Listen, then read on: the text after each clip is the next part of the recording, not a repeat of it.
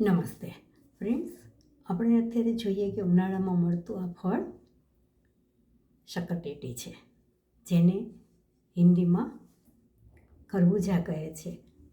સાથે સાથે ઇંગ્લિશમાં તેને મસ્કમેલન કહે છે, કેન્ટાપોલા પણ કહેવામાં આવે છે. આ ફળ મીઠું છે, સાથે તેની સુગંધ એકદમ મગજને તર કરે એવી છે. એકદમ મીઠી અને માઇલ્ડ સુગંધવાળું આ ફળ જોવામાં પણ જુઓ કેટલું રીચ લાગે છે. તેને સમારીને આપણે લઈ શકીએ,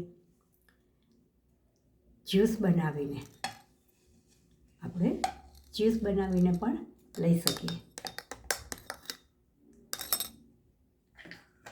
એકાદ બે ક્યુબ આપણે બરફના નાખીને તેનું સેવન કરી શકીએ.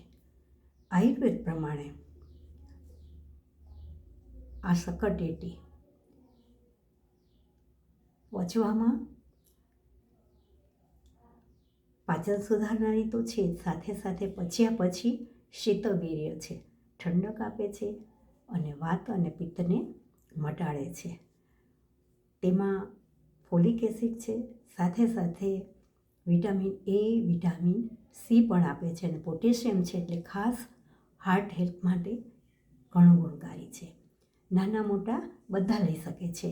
પ્રેગ્નન્ટ વુમેન પણ આનું સેવન કરી શકે છે. સિઝન છે એટલો ટાઈમ દરરોજ બપોરના 4 પહેલાં જો થોડું પણ શકરટેટીનું સેવન કરવામાં આવે તો પેટને ઘણી ઠંડક આપે છે. આ મસ્કમેલનને જ્યારે આપણે સમારીએ ત્યારે અંદરથી નીકળતા બીજ એ પણ ઘણા ગુણકારી છે.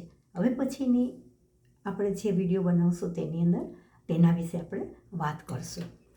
સમારીને જમીએ, જ્યુસ બનાવીને પીએ, મિલ્કશેક બનાવીને પીએ, કોઈ પણ રીતે ઉનાળામાં મળતું પેટને ઠંડક આપતું, વિટામિન એ સી આપતું એ અને સી આપતું આ ફળ આપણે સેવન કરવા યોગ્ય છે. આવા ફળ લઈએ અને ગરમીને આપણે સહન કરીએ. સ્વસ્થ રહો એ જ શુભેચ્છા.